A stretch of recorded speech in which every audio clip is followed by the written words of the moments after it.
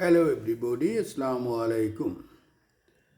যে যেখান থেকে শুনছেন অথবা দেখছেন সবাইকে শুভেচ্ছা। তো আমার গুরু জাকারিয়া কামাল দাব্বাতুল আর্থ সম্পর্কে 1 ঘন্টার উপরে একটা ভিডিও দিয়েছে। তাকে কংগ্রাচুলেট জানাই, কিন্তু আমি আমার আমজনতার জন্য খুবই সংক্ষেপে এই দাব্বাতুল আর্থ এই সম্পর্কে বলবো। তার আগে পবিত্র কোরআনের 27 নম্বর সূরায় 22 নম্বর আয়াতে আল্লাহ তাআলা কি বলেছেন সেটা একটু শুনি। বাংলা অনুবাদটা আমি পড়ি।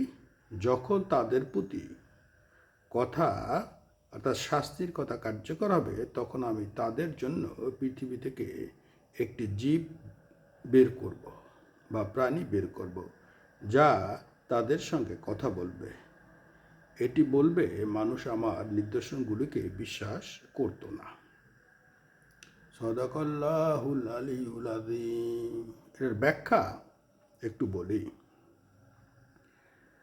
এই আয়াতটি আসলে কিয়ামতের নির্দেশের একটি গুরুত্বপূর্ণ দিক নির্দেশ করে।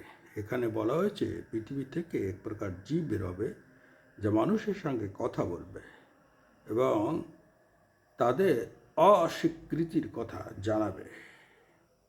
এই ঘটনাটি কিয়ামতের আগে একটি বড় নিদর্শন হিসাবে ঘটবে।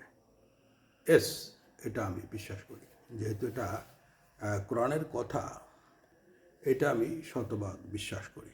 এখন আসি মূল কথায়। এইটা দিয়ে আল্লাহ তাআলা বুঝাতে চেয়েছেন যে আসলে মানুষ এখন জ্ঞান বিজ্ঞানের দিকে বেশি ঝুঁকে পড়ছে। জ্ঞান বিজ্ঞান অন্বেষণের জন্য আল্লাহ তাআলা বলেছেন অস্বীকার করার কিছু নাই, পাশাপাশি আল্লাহকে ভুলতে না করেছেন। কিন্তু আমরা যারা ইমানদার বা ইসলাম ধর্মের অনুসারী, তারা এইটা সাধারণত করি না। আমাদের এমনি ব্যবহারিক জীবনে অনেক ভুল ত্রুটি আছে, কিন্তু আমরা ওই ইমান নিয়ে টানিবানি করি না। তো এখন যারা বিধর্মী আছে, তারা ক্রমাগতভাবে বিভিন্ন আবিষ্কারের ফলে তারা আল্লাহর প্রতি বিশ্বাস আস্তে আস্তে হারিয়ে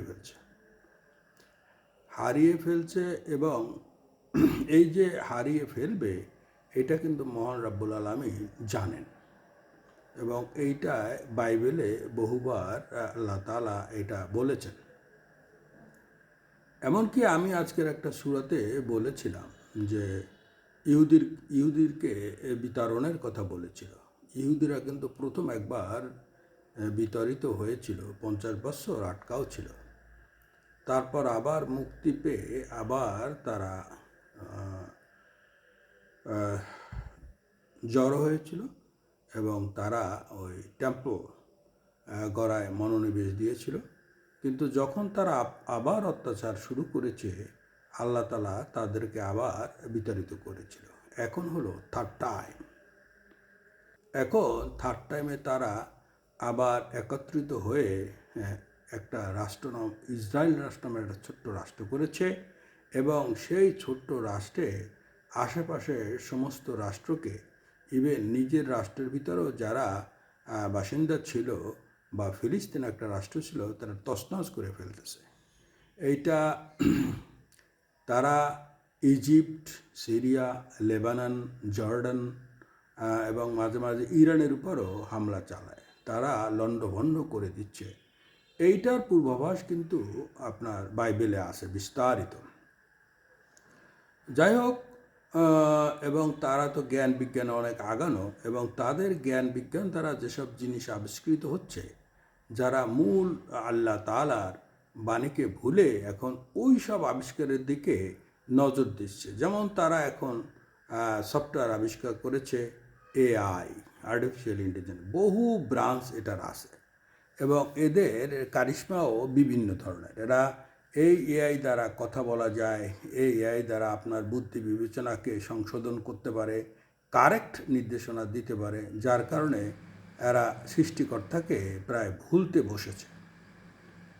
এবং দেখেন, ঈসা নবী আমরা নবী হিসাবে মানি। ঈসাকে তারা আল্লাহর পুত্র বানিয়ে ছেড়েছেন। আল্লাহ কিন্তু পবিত্র কোরআনে যখনই ঈসার নাম উল্লেখ করা হয়েছে তখনই কিন্তু বলেছেন ঈসা মারিয়ামের পুত্র। দেখুন, আল্লাহ হলো বিশাল ব্যাপার। আল্লাহ তার কাছে এই পৃথিবী, তার কাছে এই গ্যালাক্সি অতি ক্ষুদ্র সামান্য। সে কেন তার পুত্র হইতে যাবে, আবার ওই জন্য ওই পুত্রকে আবার এই পৃথিবীতে তার পাঠাইতে হবে? এটা একটা মানে কি বলবো, হাস্যস্কর ব্যাপার ভাই।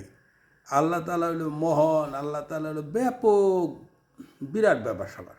সেখানে আল্লাহ তাআলা তো মানুষকে হেদায়েতের জন্য মাঝে এই যে ওহী নাজিল করেছেন, বিভিন্ন কোরআন, তারপর কোরআন এবং বাইবেল, তারপর বিভিন্ন গ্রন্থ নাজিল করেন। কিছু কিছু ক্ষেত্রে দেখা যায় কিছু কিছু প্রাণীকে উনি কথা বলার অধিকার দিয়ে দেখাই দিয়েছেন। আবার এই জ্ঞান বিজ্ঞানের কথা বলেছেন।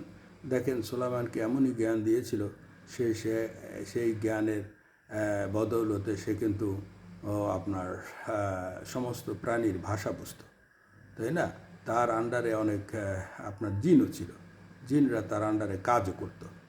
তো মানুষকে আল্লাহ তাআলা অনেক জ্ঞান এবং শক্তি দিয়েছে। এখন যে যে ইউজ করতে পারে, যেনার এই জ্ঞানের তালা খুলতে পারে, সে সেরকম ব্যাপকতা অর্জন করতে পারে। তারপর ওই দাউদ, যারা ওই যে খ্রিস্টানরা বলে ডেভিড, তারও এমন গুণ ছিল যে তার গানে মুগ্ধ হয়ে পাহাড় পর্বত সব নাচানাচি করতো। যাই হোক, আমার হয়তো কিছু ভুলভ্রান্তি হতে পারে, আসল কথা আসি।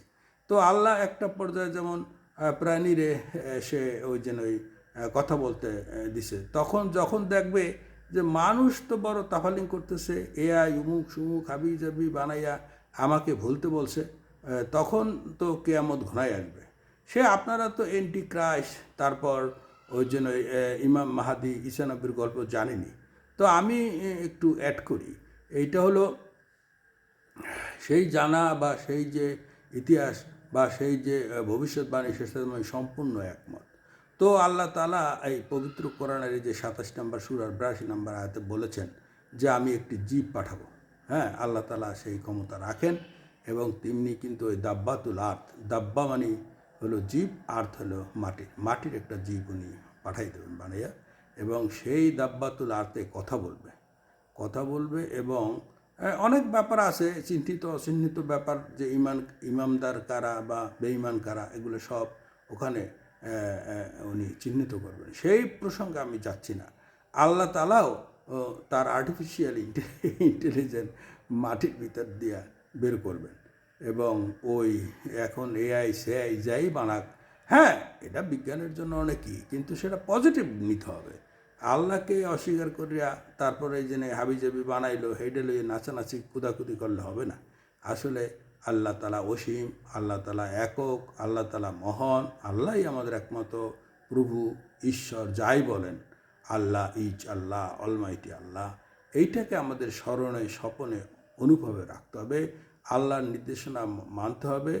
যে কোনো আর্টিফিশিয়াল জিনিসকে আল্লাহর সাথে তুলনা করা বা আল্লাহকে বাদ দিয়ে সেগুলার পূজা অর্চনা করা কবিরা গুনাহ, এবং এজন্য আমাদের সাফার করতে হবে। তাই এগুলা আমরা টেকনোলজি শিখব, উন্নত মানের আমরা হব, এতে কোনো সন্দেহ নেই। আমাদের জ্ঞান বিজ্ঞানে আগাইতে হবে, কিন্তু মূল থিম আল্লাহকে মেনে সকল কিছু করতে হবে। এইটাই আমি বলতে চাই। হয়তো ভুলভ্রান্তি হতে পারে। তো আসুন আমরা জ্ঞান বিজ্ঞানও চর্চা করি, আমরা মুসলমান উন্নত জাতি হই, পাশাপাশি আমরা আল্লাহকে শয়নে স্বপনে স্মরণ করি, যে এটাই হবে আমাদের মূল পরিকল্পনা। সবাই ভালো থাকেন, সুস্থ থাকেন, খোদা হাফেজ।